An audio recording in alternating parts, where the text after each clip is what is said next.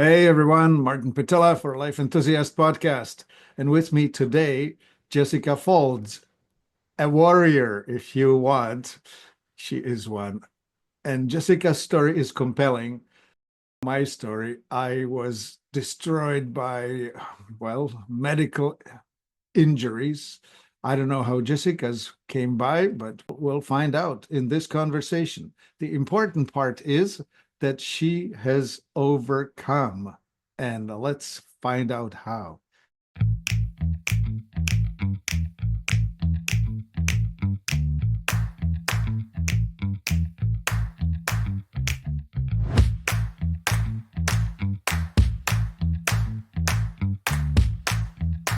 Thanks for having me. Yeah, Exciting. it's a delight.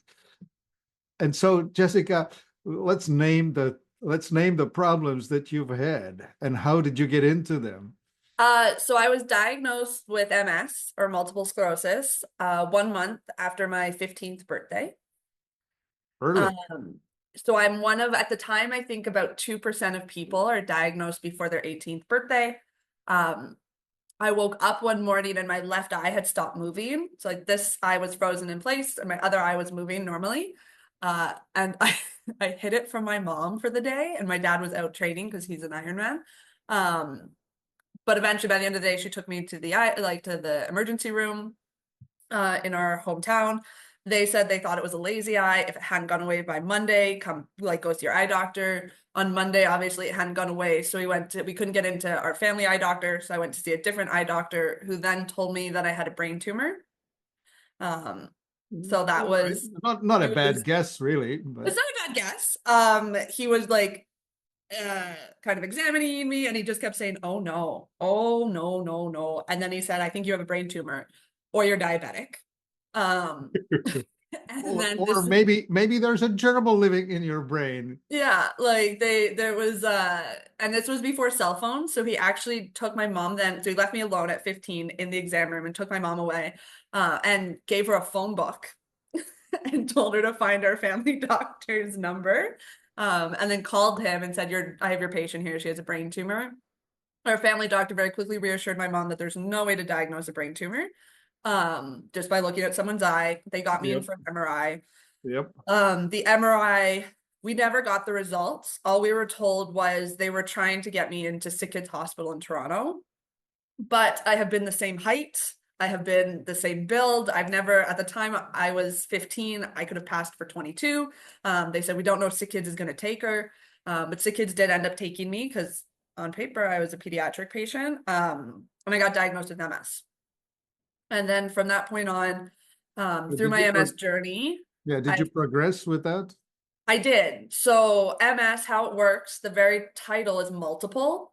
So to get diagnosed, I went away, it was in April, and they said based on the MRIs, we're 90% confident that you have MS based on where the lesions were and how many I had and what it was looking at. But they're like, but we're not allowed to say that until something else happens or your MRIs Oh, progress. because it would be a single Because rather it's than a a multiple. single, yeah, it's a single event. And All there is right. actually something that they called CIS, which is clinically isolated syndrome. And there are some people who have like one episode and nothing ever happens again. Oh, I went back 3 months later. I got another MRI, which showed more progression. all right. And then they're like, okay, multiple. This is two separate scans. This is two that we've shown the progression. And that's kind of when I started the rabbit hole of different treatments. I have Yeah. pulled off 4 treatments in my life. Um, one of the treatments, a side effect I got was Legionnaire's disease and necrotizing pneumonia. So I ended up in the ICU for 2 weeks. I don't remember that. I was very knocked out for a good chunk of that, because I Okay. only had about How 10% how use are of it. you coping emotionally? Like at 15 being told that you're Um, I don't know, how did you do? I was okay. I was more sad for my mom. My mom was quite devastated. My mom was crying. My dad and I are very similar personality types. So from the moment I was diagnosed, they gave us all of this literature and they said, these are your options. This is what you should do. Yeah. Um, and my parents, they read it all and they said, you need to read it all and we're here to support you, but you get to pick what you want to do. Um, and so I picked a medication. I had to give myself an injection every other night. That was for the first couple months not a fun time in our house because every night I would cry and there was this whole thing, and Yeah. uh, we didn't want to do it, but you adapt and it becomes a Yeah, you get used to it. Yeah. you get used to it. It becomes a normal. And my parents from day one have always been there saying, this is your life, it's your body, you get to choose. So So you're now what, 30 something? I'm turning 33 in 3 weeks. Okay, so this is now an 18-year-old journey. Yes. So I'm in my 19th year with MS right now, All right. based on when everything was. Right. Okay, so did you ever get to the symptoms that so many people have, like lack of stability, lack of balance, lack of this and that, whatever? Yes, I had a very cool purple cane when I was in university. My MS was very active when I was in university. So I have a degree in health science. I have a degree in nutrition and dietetic sciences. I did a 2-year holistic nutrition course, and I'm actually now doing my MBA. But when I was in university, I did try to be a normal university student who's like, let's go drinking and let's do all Well, the fun you do things. it. And Yeah. found out very quickly I couldn't do that. I could go out once a week, maybe once every other week, not at 3 times or 4 times a week. Yeah. I couldn't live off craft dinner. And so when I was in university, I do have lesions at T8 and T10 on my back that have affected my trunk. I lost feeling in my legs. For several years, I couldn't feel like temperature or any of that with my feet. I did have a cane that I would use. I have run a couple half marathons and 10Ks and done some major bikes.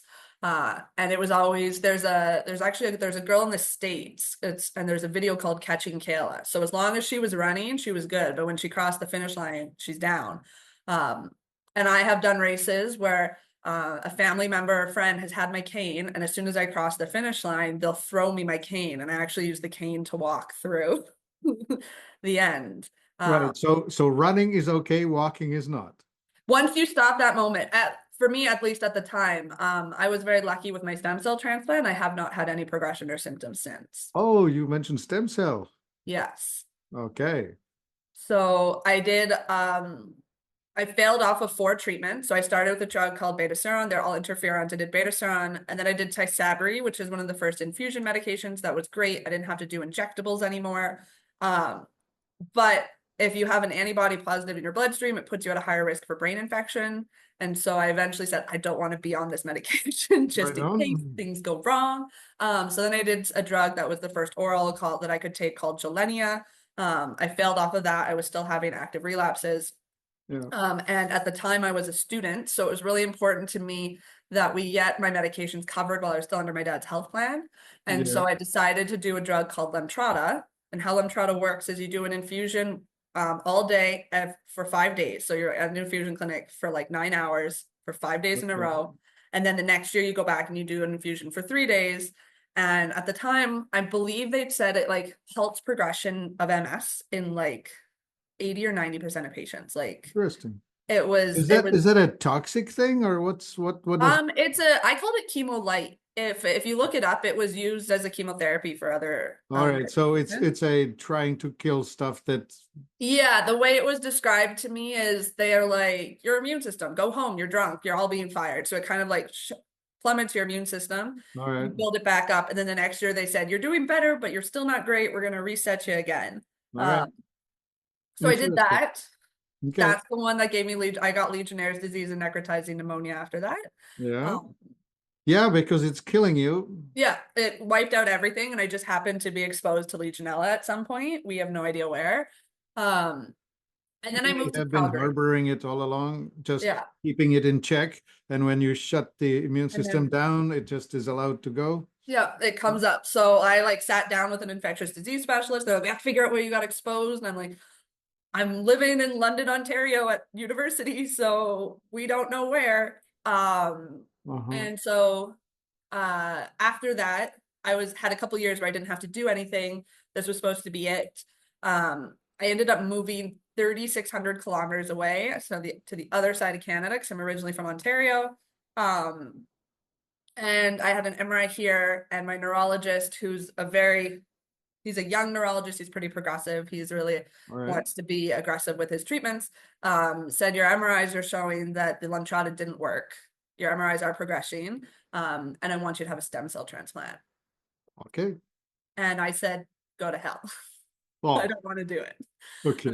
I'm 27. I don't want to be bald. I want to have kids still. I don't want to do it. And then my parents flew across the country and we all sat down together and we talked it through. And I ended up deciding to go through with it. Now, Absolutely. to me, stem cell transplant does not require you going bald. I thought that it was a injection of pluripotent cells or something like that. What have I got wrong? So for me, what I underwent was it's called HSCT. So it's an autologous hemopoietic stem cell transplant. So Right. autologous means it's my own stem Yes. cell. So where did Um, they get those out of? Fat cells? Nope, my blood. So hemopoietic means it's from your blood. Okay. And so basically this is what I believe the term is myeloablative. So they completely wipe everything out from your system. Oh, so this is an immune and stem reboot. Yes. Okay. Um, Currently in Canada, you can have it done in Ottawa and you can have it done in Calgary, and those are the only two it's being studied. Okay. Uh, I think I remember the doctors here telling me I was like patient 5 in Calgary to have it for MS. Right. It did start in Ottawa, though I think the first study was from like 2007. So they've been studying it for a while up here. So how it worked was first I did a fertility harvest. So I was able to successfully harvest 27 eggs in one go. So I learned that if I didn't do this, I could probably get pregnant very easily. And so we harvested 27 eggs. The fertility harvest put me into a relapse. So I actually lost complete feeling on my entire body. Because it's a hormone stimulation to do it. Yeah, with all of Right. the hormones and everything. So I lost complete feeling. My whole body went numb. They ended up putting me on very, very high dose prednisone to try and correct that. And it didn't fully go away. And then after we did the stem cell like the fertility harvest, we started the stem cell process. So the first process was I did 1 round of chemotherapy. And that's kind of just shocked the body into going, oh, something's happening here. So I did 1 round of chemotherapy. And then I started doing these daily injections, and they were called GCSF shots, I believe. And they're in my belly. Um, and they were designed to pull the stem cells from my bone marrow into my blood. So I had to do those for, I believe I did 4 or 5 days. I think it was 4 days. And then on the 5th day, you go back into the hospital and they take a blood sample and they take it off and they count how many stem cells are there. And they Okay. decide, do you have enough that we can harvest today, or do you need another shot and we'll check tomorrow? And I was very lucky. I had enough that I could harvest on that first day. And I went up to basically what I think is like a dialysis machine. So I was hooked up with a port to my Yes, they chest. take The them blood came outside in of and it you, came out. concentrate, multiply, Yeah. right? And so they extracted all the stem cells and gave me my blood back. And I shared this room with a very heavily tattooed, tough looking guy. And I was 27 and I'm a runner and I'm like 5'7". And he goes, oh my God, you poor little girl.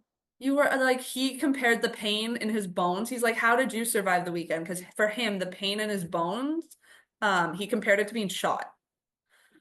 And I said, well, I've never been shot, so I don't know what to compare it to, Yeah. but I ran 7K this morning, so I was fine. Like I had a little bit of bone pain. I didn't have, and I felt so guilty. I was like, I had no pain, sir. Um, but they harvested, I think, a couple billion stem cells from me. Right. Um, they took them away. My parents had flown out for this part. Then they went back to Ontario. And I'm very lucky because my dad's a teacher. So they ended up driving out as soon as school was done. And that's when we started the stem cell transplant. Right. And so then I did 11 rounds of chemotherapy in 8 days.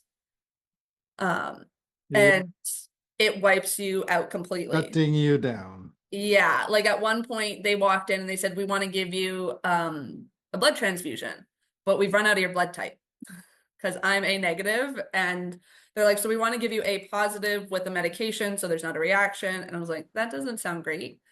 How low are my platelet levels? And for context, anything below 50, I was not allowed to floss my teeth. My platelet levels were at 4.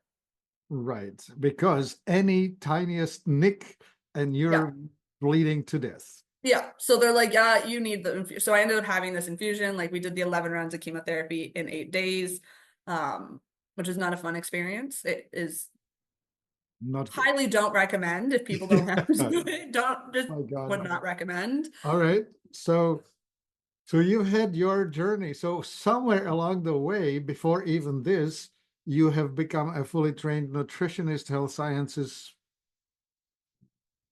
Mind you, the mainstream way, they don't teach you really what's going on. They only teach you the Good guy. certified mainstream pharmaceutical nutrition, which is not the same thing as going natural, right?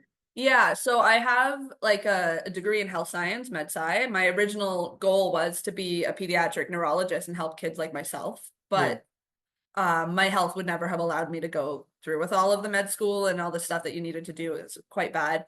yeah, But while I was doing my first degree, I took my first nutrition class and I fell in love with nutrition. right. Um, and so then I decided I'm going to go get a degree in nutrition and dietetic sciences. Um, and at the time, so this would have been 2014 to 2016 is when I was doing that. I was following the Terry Wahls Protocol. Um, and the Terry Okay, Wahls let's just Protocol, make sure that yeah, this is not glossed over. Terry Wahls. yeah, Terry Wahls, yeah. Wahls. She's a very famous woman. She was full MS and fixed herself. You mentioned something really important, which was, my blood type is A negative. I Yeah. will bet my firstborn that Terry Wahls is a blood type O, not A negative. Yeah, I don't think she has the same blood type as I do. No. And so here goes. So, Um, yeah, so I was following the Terry, and if anybody has ever like the Terry Wahls protocol is a very like Terry Wahls had MS, secondary progressive MS. She was wheelchair bound. She changed her diet. It was very, and she published this book, and I can say it's very well known. All of my friends, I have like 40 friends with MS because I went to an MS summer camp, so we've all read it, like we've heard about it.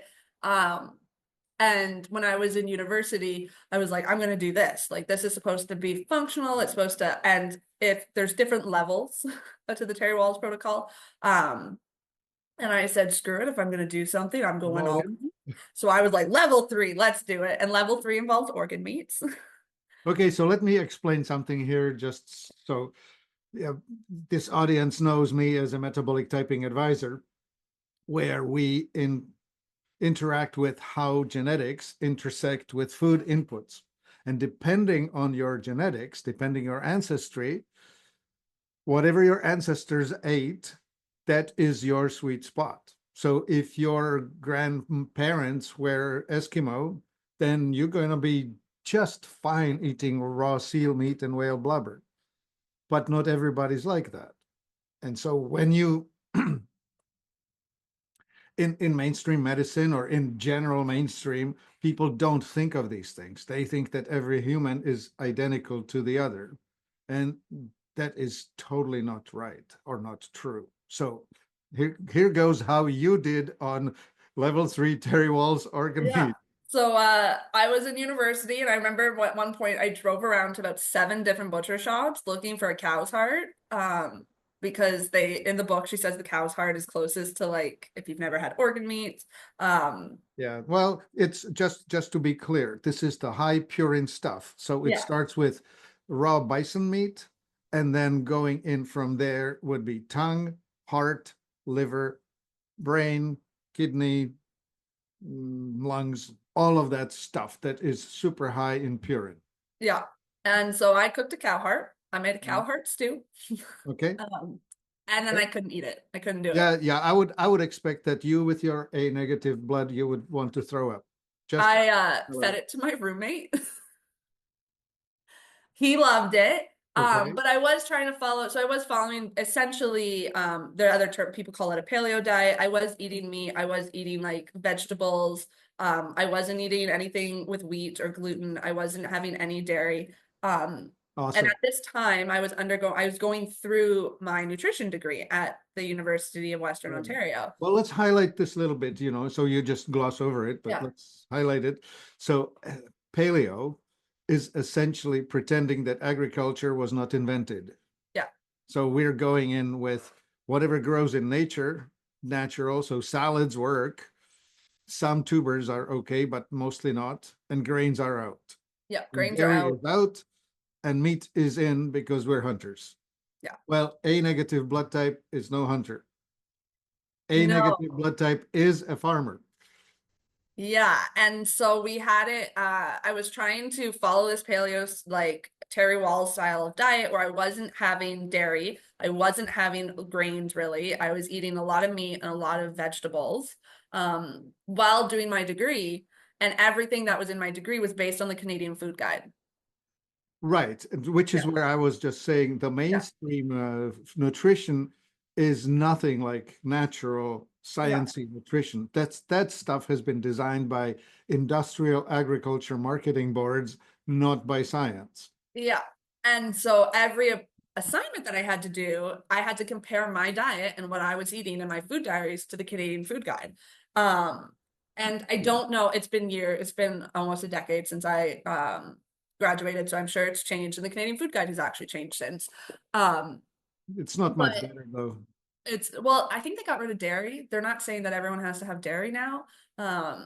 But it is like Yeah, it was it's the sort same. of in your face that blood type O's do not do well with grains and dairy. That's a Yeah. known fact. If you open Peter Diatomo's Eat Right for Your Blood Type, which everybody should read, um, it's right there. It tells you. Yeah. And it was one of those things I got really tired of just defending the diet that I was trying to do for a disease Because that, the mainstreamers are telling you you yeah. must be mainstream. And I said, you don't have my disease. You don't. So Yeah. I will say that while I was on the diet, um my MS did not stop progressing, obviously. No, because you are on the wrong diet. And so my MS was still active. It wasn't working for me. I also I am a very like a my friends tell me they're like, you're a bleeding heart. And I said, I do. I met animals and I was like, it doesn't compute to me. And so when I graduated from that, I looked in, we have the Canadian School of Natural Nutrition. So I got certified through them and I started going the opposite way. And so I'm kind of this weird mix of science and holistic because I did medications. I believe there's some great things that the medical environment does. Um, there's also some things that I don't think that they, Here's the tragic thing. You are an N of one. You yeah, cannot know whether you would have done better knowing the natural stuff, going all natural and never having done the chemical stuff. We don't know. yeah, You might have done just fine, right? Like if you met me back when at the beginning at 15, and if you believed in somebody like me who would be telling you things, well, let's detox you and let's correct your nutrition and let's push really hard in the direction that your ancestry would have you, you might have done fine, right? and we never know. And like I love my like I have a great relationship with all my doctors. And I will say my neurologist that I have now, he's very big on diet. He's the first neurologist that I've had, and he said, I wish like more people would focus on what they're eating like you Yeah. do. And he's asked me, he's like, if people have questions, am I allowed to send them to you and send your contact information? I said, by all means, please do. Because I ended up finding like I went plant-based. So Well, yeah. So I'm this is through plant-based. your studies of your natural Yeah. nutrition, right? Yeah. So did that ever come really loud and clear for you that blood type A's are going to make a great vegetarian? No, I did not look into it from a blood. I what started and it was kind of over. So I did my holistic degree. I met my fiance, and we both we're like, we don't need meat. Like we wanted to cut down our meat consumption. So we just started cutting down our meat Right. consumption. And I was lucky because I have this degree. I know how to cook tofu. I like part of my nutrition degree is I had to learn how to prepare food and cook food properly. And so it's not scary for me trying to cook these new foods. Right. So Um, you went vegetarian then, yeah? Yes, we did. We slowly went vegetarian. And the kind of the kicker for me was one, again, like I pet cows and I go and hang out with the animals. And so I didn't want to eat them. But also when I was going through my stem cell transplant, what I will say is, again, the hospital was great. The people there were great. I'm very grateful for the stem cell transplant. It was life-changing. Um, but while I was there, the food choices were terrible. No joke. Institutional food is about as Oh, bad they were as it so gets. bad. I didn't not eat a single meal that was prepared for me while I was in the hospital. My mom would call me up every morning and she would ask me, what Yeah. is your body telling you that you need tell me, I will cook it for you. And she would bring me breakfast. And I was lucky because my house that they were staying at was only 10 minutes from the hospital. So then they'd go back to my house and then she'd call me for lunch. And she's like, okay, what do you want for lunch? And my parents would bring it for lunch. And then what do you want Oh, for dinner? smokes. And they brought every single meal. And I'd be like, I really want broccoli, or I'm craving this. I'm craving it. Because I believe when you're craving foods, your body's telling you what you're Yep, missing. that is correct. That's the messaging. And there was this poor guy, and he would come like, because if you don't, at the hospital, if you don't pick a meal, they still prepare you one because they're like, we have to. And he would walk by my room every day and he would pop his head in and he would be like, I have a meal for you. Do you want it? And I was like, you need to get it out. The smell alone, I was Yeah, the like, you're smell. making me I want to so die. sick. Take the chicken, take whatever it is. I do not want it. Leave it, go away, please. And he would pop in every day and he's like, I just want to make sure you don't want the meal. And I was like, I'm good. My parents bought me my own meals. And that was kind of the nail in the coffin for me, where I was like, my body is physically telling me it doesn't want meat when I'm going through what is probably the most traumatic thing my body will go through. Right. Yet this is interesting, right? Like when you reduce your resilience down to nothing, your body type really comes through loudly. Yeah. And my body was like, you really want some broccoli right now. Yeah. And I was like, I do. I really want some broccoli. Hmm. I said, I want some like hash browns. I want some potatoes, like comfort veggies. Please Hmm. just bring me, Mom, can you make me homemade hash browns and bring me like vegetables and peppers in them? My mother-in-law, she's a baker, so she would make cookies for me. But even then, nothing was processed, like everything's homemade. And I got through the whole thing. And we always tease my dad. Because my mom ended up having to go back to work. So the second month that my dad was the one with me. And I said to him, I said, I just want some kind of pasta. And at the time I wasn't fully plant-based. I was still having a little bit of cheese. So I was like, I really want some tortellini. And so my dad went across to the road and he was like, I'll get cheese tortellini and I'll make you dinner. But my dad went shopping without his glasses. And accidentally grabbed chicken tortellini because it was right beside the cheese Yeah, you can tortellini. tell. Yeah. And he didn't see it. He couldn't read it. Um, and I was very violently ill, and that's the last time that I had meat because I Right said, on. Well, this is this is my great, body right? telling me, Yeah. nope. At your weakest, your preferences are the most obvious and visible. Yeah. And That's I'm great. just like, and even like, I, Well, yeah, if you asked me at the outset, I'm A negative, what would you have me eat? I'd say, well, let's start from a salad. yeah. So what's the ratio of raw versus cooked in your world? I well, like right now, like the last week it was minus 35 here. Well, Um, you're in Canada, right? yes, I'm in Canada, so I'm by the Rocky Mountains. I'm in Calgary, Alberta. Oh, Um, okay. Beautiful. Yeah. It's beautiful. Absolutely love it. I go hiking all the time. Yeah. I would say it's Calgary, just in case people don't know this, is a major metropolitan area, but it's super close to the most wonderful outdoor playground like you could not imagine. In US, probably Denver comes close to that, but yeah, Calgary is better. Calgary, and it's beautiful. So, and when I say minus 35, that's minus 35 Celsius. Well, that happens to To be be about the minus same. 30 something Fahrenheit. Yeah. Yeah. And so like every morning right now, I love my oatmeal. I have oatmeal every morning because it's hearty and it's warm and it fills me up. Yeah. I would say it's probably 50-50 cooked to raw. Yeah. We That's do, reasonable. which is, Yeah. yeah, I like, especially, and it depends on the season too. Like I said, right now we're in winter. Now, right now, we're having a Chinook, so it's 12 degrees, and we had like a major swing, and it's like 10 degrees, and all the Yeah, snow's there melting. goes another story from Calgary. You Yeah, can have a major swing. You go from deep depth of winter to middle of spring in one in day. 6 hours. In the same day. Yeah, Yeah. the day that I moved here, when my dad and I pulled into town, it was minus 40 out. It was like the air hurts your face. My dad's like, this is gonna suck. We're gonna have to move you in minus 40. Why are we doing this? And by the time we pulled into the city to unload my van, it was plus 10, which is That's a about 50. 50 degrees Celsius or something like 90 Yeah, degree Fahrenheit swing. yeah. Yeah.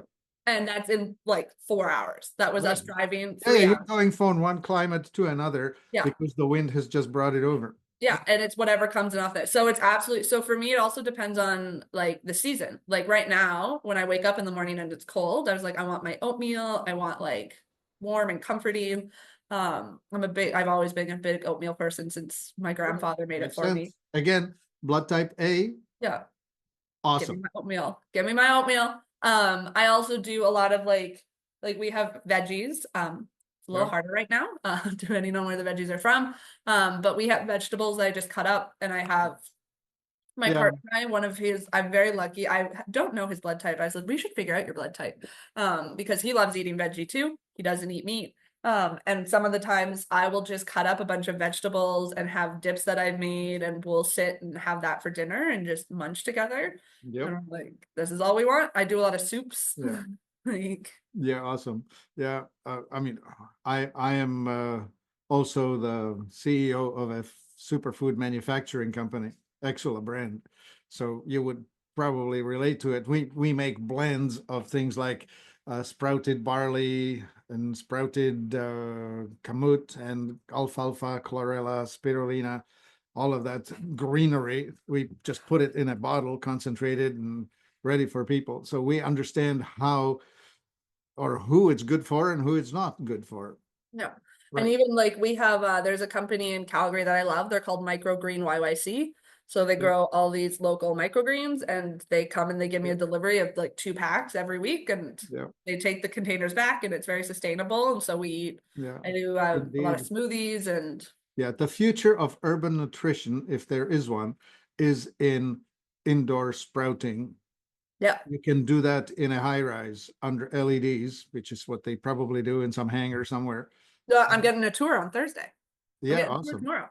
And anyway, so that's really the best of nutrition is sprouts because it's rich in enzymes. The enzyme is that which is the most important component, and in the sprout, it has the highest level of that. So, yeah, well, you would know it as a nutritionist. Yeah, like I absolutely like I love my microgreens. I got my delivery yesterday. And I'm a weird person. One of my favorite foods is broccoli. So I get really excited whenever I have the broccoli microgreens. Um, They are the best. Well, any one of you who has not heard of DIM, diandylyl methane, yeah. that is one of the most important anti-cancer and whatnot else nutrients, and it comes to you thanks to broccoli sprouts. Yeah. I tell people like whenever I talk to people, they'll be like, what's one thing you think people should eat more of? And I'm like, the broccoli or like the other cauliflower, Brussels sprouts, the same family every day. We have them every day in our house. Yeah, And I'm very bok lucky to choy, have a su partner. choy, yeah, all that. Yeah. I'm very lucky to have a partner who eats or wants to eat the way that I eat. For those of people who don't know, Calgary is also called Cowtown. Steak Al- down. Steak Town, Cowtown. Alberta is very much known for our beef industry. Yeah. Well, Um, Alberta is a lot like Texas in that sense because it has oil and cows. yeah, we're called the Texas Canada. And so, but I will say we do have a thriving plant-based community here. Like I have and I believe people like people find like people. So a lot of my friends are more plant-based. And we have some great even restaurants that I can go to now that are Yeah, plant-based. absolutely. But yeah, it's when Well, I that's first the beauty of a big city is you will find every sort of a thing. I If don't I mean I think compared to some American cities like we have 1.8 million people, I yeah, think last I checked. So yes, it's everything is relative. But it's a huge I'm actually living in a house that my partner and I built last year. And so right now in my window there's a crane because they're building the house next to us. all right, And it's growing huge here in Calgary. Like it's a yeah. huge area. Well, yeah, well, okay. Well, let's not get into the politics of it, but Alberta is the most American province in Canada, which in a way is a good thing in its own way, but it's not definitely not popular to be a vegetarian. It's not the in thing. In Alberta, you will be the in thing doing the steak, as you mentioned. Yeah, I always call even my partner, I call him my Alberta unicorn because um we Yeah, don't often fall in line with like a lot of the politics that are seen here in Alberta. yeah, We do not eat meat. exactly. Um, we have solar panels and electric cars, and we The very That's a weird thing, electric car in -40, but okay. It does work. The in -40, he's got a great, yeah, I have a car that probably most people still can't drive. I've got a standard gas car. And most people I know can't drive a standard or like a manual transmission anymore, but he does have an electric car. In -40, it just affects the range. So you have to charge it every other night instead of every third night. Yeah, all right. Well, good. Okay, so here we are. We're looking at a woman warrior who has proved to herself that with the help of both technology and nutrition, here we are. So, okay, so you're advocating for people to what? Let's explain it in your words. Yeah, so like I said, I'm very lucky to have a partner who also thrives on a plant-based diet. Like he doesn't want meat. It wasn't always the case for him. When we Okay. first got together, he jokes that he used to live off Wendy's and tortellini. And so he would have burgers and he ate. But when we live together and I'm creating these meals for him, that I do know how to balance a plant-based meal. So he's Right. like, he goes, well, this is so much easier. He's like, I feel way better than I did eating Wendy's, but I'm also not getting the cravings. And so I said, well, that's good. So his diet and nutrition has greatly So, improved. so he actually felt better on your diet than Yeah, he feels a when lot you better diet. eating a plant-based diet. Yeah. So he probably very likely is a similar blood type as you. You should get it typed just to be sure. Yeah. But he seems to do really well, and we've always had, I just say, just because I'm plant-based doesn't mean everyone has to be plant-based. My parents, we call them flexitarians. They still eat meat a couple times a week. Mhm. My sister is vegetarian. And so what I always say is I want people to eat the way that feels good for them. Yeah. But also, even if you are someone who wants to eat meat every day, I always tell people just to make sure you don't forget the plants. That Well, everybody, there goes the paleo, right? Like yeah, you have to eat plants because, well, no, you don't have to. There are people who are full hardcore carnivores. The most popular are Albertan being Jordan Peterson, and he's full in beef only. yeah, I don't advocate for it because that really is for people whose microbiome is in free fall. I could work with it, but he doesn't know yeah. me. I don't advocate for it. I worry about the health. Like I said, you're missing a lot of Oh no, some people are really fine on it. I don't advocate for the general population. I was like, you're No, no, probably, no. Listen, let's just unpack it here on the spot. If your ancestry is really northern or southern, the extreme away from equator, like the Eskimo would be a great example of it. They really are bred specifically for eating seal meat raw and whale blubber raw. They don't cook anything and they don't have wood up there on the shores of Baffin Bay, you know? That's, or what, I don't know the geographic names of things. Probably Hudson Bay. But anyway, the other thing would be like if your Norwegian ancestry tells you that you should be eating cod and salmon and reindeer, don't be afraid. But not everybody is from these extreme genetics.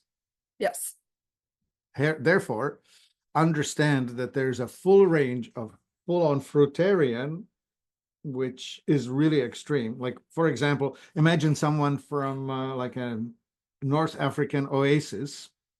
They eat dates, figs, pomegranates, camel milk. That's carb, carb, carb, fruit, fruit, yep, right? Like that's not right for everyone. no, However, it's possible. yeah, oh, for sure. I've the things that the people that I've met who do the carnivore diet, what I'll say is they don't do it with the research that they need to do for Well, how to do it. yeah. Fortunately, with metabolic typing, if anyone wants to find out, we can just do the test, administer the questionnaire, and I'll get you your answers. You can be anywhere on the two extreme poles, all protein and fat, or somewhere in the middle and whatever. And then depending on your endocrine dominance, you will have push toward fats, push toward carbs, push toward organ meats. There are these three polarities, and depends on your genetics, which will do right for you and which will not. Yeah. Yeah. There it is. The answer is it's individual. Yeah. And it's one of those things also, like your body, like I said, like I never did any, like I found out my blood type after all of these switches. And I Yeah. was like, huh, that makes me feel great. I did the right thing. Yes, you But do. it's because I was also listening to what my body was telling me and what it was craving. And so I stopped. I said, my body was very blatant. You do not want meat. You do not want dairy. We do not want these things in our system. Awesome. Yeah. I said, sounds good to me. I will eat more. I do, like I said, I eat a lot of fruits, vegetables, Right. oats. I do have tofu. I love my tofu. Right. Yeah. At some point, you need to decide whether you will be eating healthy soy or unhealthy soy, because unfortunately, soy has been industrialized in a serious way. So you will need to watch for that someday. Yeah. But it's also like we do find, like, depending on the season in Canada, it's easier to get things, healthier things than others. But trying to find stuff as close to the natural or organic and not Yeah, super processed for is sure. really important to us here too. Yeah, well, we have the grain industry that's in free fall because of glyphosate. So people should know and should watch for that wheat, lentil, and chickpea is grown with glyphosate. And if you continue to be eating glyphosate, you're killing off the microbiome within your body. So sidebar for anyone, watch for that. Anyway, okay, so your story. So you're now helping people, you're running a coaching business. Is that what do you do? Yeah, so there's a couple things that one of the side effects that I had from my treatments is I went into ovarian failure at 27 Okay. because of all of the chemotherapy, and they told me, they're like, we're 95% sure that's going to happen. So I do work with people who are going through menopause. Most people don't go through ovarian failure, but there So is. are you supplementing estrogen and progesterone topically, or where are you? Yep, I take a hormone replacement therapy every day. Yeah. Just because at 27 you have not reached peak bone density. Even right now at 32, I have not reached peak bone density. And I need those hormones to do so. Yes, you do. Yeah. Yeah. So I mean, you have been, what's the word? Menopaused artificially. So we need yeah, to just artificially allow you to reach your 52nd birthday before we change you yep. back out of the cycle, so to speak, right? And at some point I'll be doing like IVF because I do want to have kids. So I've got 27 eggs. Oh yeah, right. Well, Yep. congratulations on a very large family. Yeah. Oh God, no.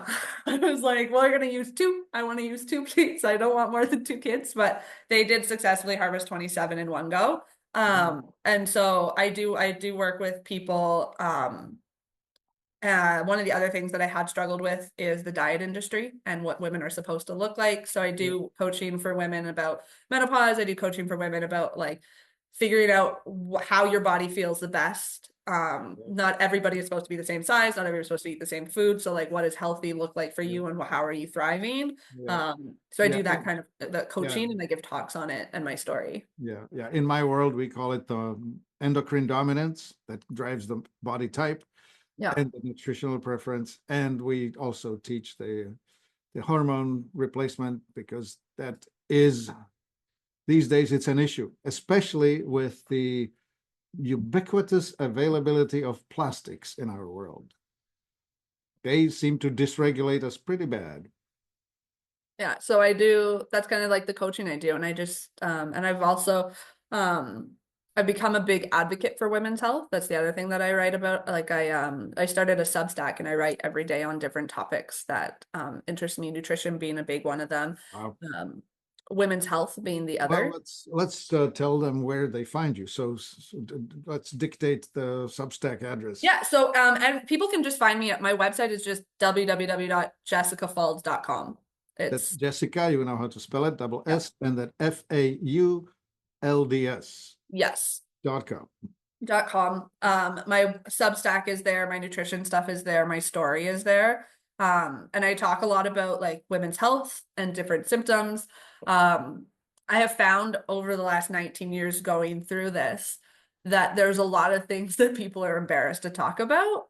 No kidding. So embarrassed to talk about. I wrote a All post. of the function from below waist. Yes, I wrote my post yesterday on my Substack. Was called vaginal dryness, the dirty term that nobody wants to talk about. Well, that comes with estrogen deficiency, and Yeah. especially as you progress through the toward menopause, the estrogen level drops, and the labia thin out, and the dryness shows up. And nobody wants to talk about it. Well, why would you want to talk about it? I can't have fun intercourse anymore. Yeah. Nobody wants to talk about any of these things. Nobody talked about even when I was going through menopause at 27. Yeah. Um, I was lucky I could ask my mom how she was feeling because she's going through menopause at the same time as me. Oh Lord. Okay. But nobody wants to talk about it. Nobody wants to talk about that there are things you can do for the symptoms that women are having.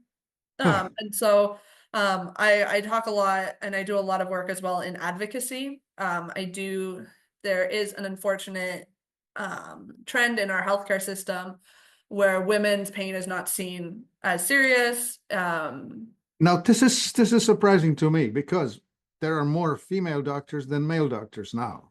Yes. And yet they treat their sisters badly. No, I wouldn't say that. I just think there's a bias, even with all the medical studies that are happening. Well, yeah, okay. Medical studies are based on a woman is a man who menstruates, Yes. right? And it's the same. Like I know someone who it took them 13 years to get their MS diagnosis because it took them 12 years to get the MRI. So they had to advocate for themselves for 12 years to get that MRI. Oh my God. Okay. And it doesn't matter, I think, whether you live in Canada or the US. I think this is like a cross border Yeah, issue. it's the Carnegie Rockefeller model of medicine driven by the pharmaceutical companies. Yep. Yeah. It's And so I do a lot with women's advocacy, and I've started posting pretty openly about everything that I've gone through and saying, like, hey, we need to talk about this. Like when I was going through like talking about the fertility harvest, I didn't talk about it with my stem cell doctor. He left the room and my nurse came in, and the nurse did all the fertility conversations with me. And interesting. he came. Well, you in some way, not that I would wish it on anyone, but you were lucky in the sense that you got so sick so early that you actually studied and learned so much by the time you were 25. Yeah, I That, learned how to very quickly advocate for myself. yeah. I always joke, I said I'm probably a doctor's worst nightmare because I can read the studies, I can read the literature, I know how to do that. And I would come in and I say, this is what we're going to talk about today, this is what I want to do. Let's have a discussion about why or not I should do Yeah, this. the difficult thing is that the doctor may know less than you at that moment.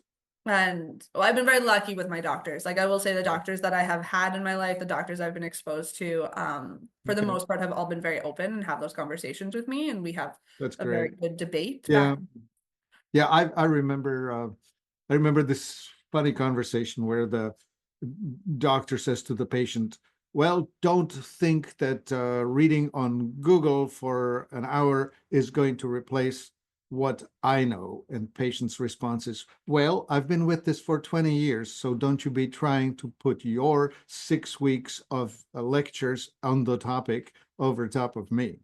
Yeah. And Right? it's the same. Like I have had doctors tell me in all stages of my MS journey. Like I said, I'm very lucky to have one right now who is very kind of progressive and he's up on nutrition and he believes in all Yeah. these things. But I have had doctors tell me that they don't believe nutrition will make a difference for my MS Right. and don't Yeah, even and I don't believe that you will make a difference in my life. I'm parting with you.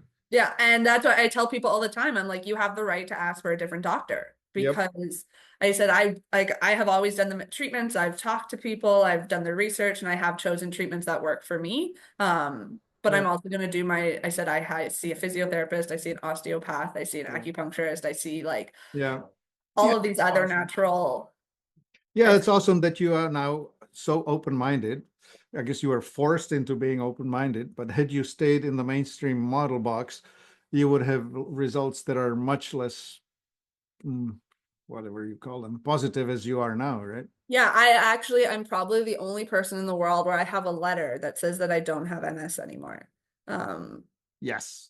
I it's a little scary in Alberta. If you have MS, you have to get a driver's medical every 5 years to keep your license. So every 5 years, I would have to go. And I would have to pay $180 for my family doctor to sign a piece of paper that says I can keep driving. Yes. And Yeah, because last, you're damaged goods and you need yeah, to be renewed. Yeah. things could go wrong. And last year, it was up. I was supposed to do this, and I took the letter to my neurologist, and I said, I don't want to pay the $180. Can you just sign off on this for me? Because my family doctor will just charge me the $180, even if they don't have to do anything. And he said, oh, I can't, because I can't sign off on your heart and I can't sign off on, like, as a neurologist, I'm not allowed to. But I'll do you one better. And he actually wrote a letter to the Alberta government, and he said, Jess had a stem cell transplant in 2019. For the sake of this driver's medical, you can consider her cured. We will continue to monitor her yearly. If anything changes, we'll let you know. But she does not need this anymore. And so I still have that letter. I have it framed saying, like, I won. It's a good letter. And I'm like, this is a pretty good feel-good moment for me. But it double freaked me out because the neurologist was like, you have to do this? And I said, yeah, why? And he's like, if someone has a seizure, we don't make them do this. And I was like, well, that's terrifying because the seizure can affect your driving. Oh, really? Yeah.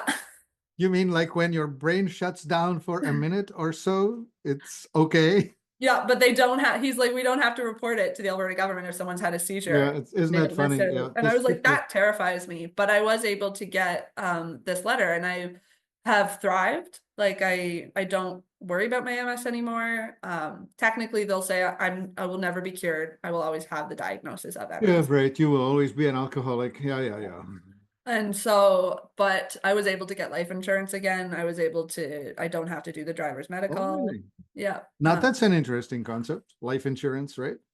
Yeah, for the longest time, I've had life insurance through whatever job I had, but it was really hard for me to get life insurance as someone with MS. Yeah. And I was like, but you'll give smokers life insurance.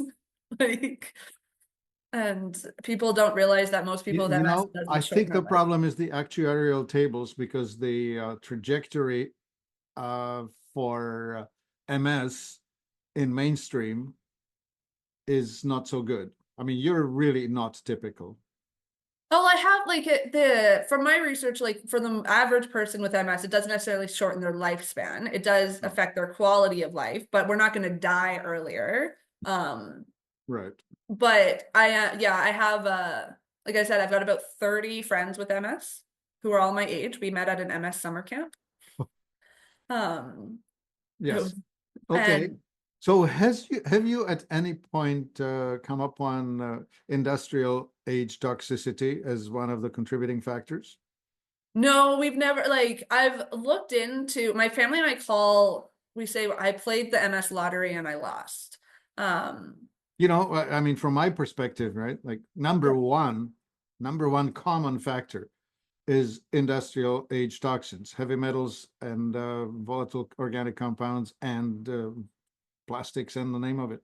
yeah. So I've had a huge amount of success working with people, helping them detox. Their symptoms revert pretty strongly and quickly. Yeah.